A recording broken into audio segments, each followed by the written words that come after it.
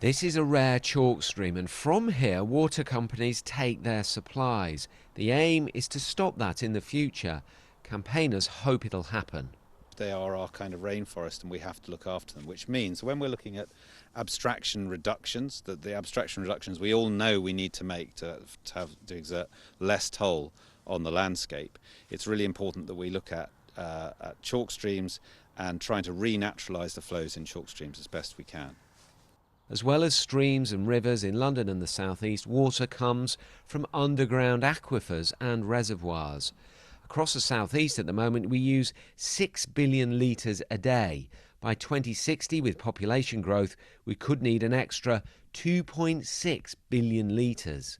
Climate change and more frequent droughts means supply needs to be made more resilient. Today, a consultation outlined how. So the first things are leakage, but also to help customers reduce their consumption of water as well, where that's possible to do so.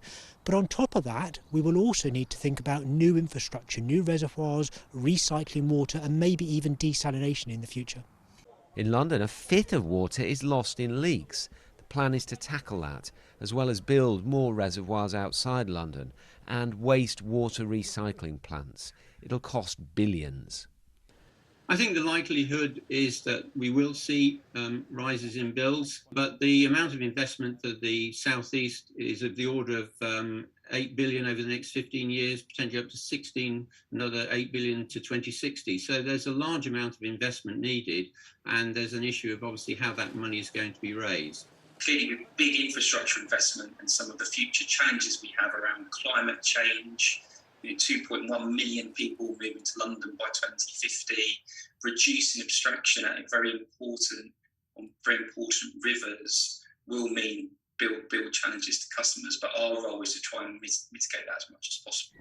The plan is to avoid restrictions like hosepipe bans. Customers will inevitably also have to reduce water use as the industry tries to future-proof water supplies. Tom Edwards, BBC London.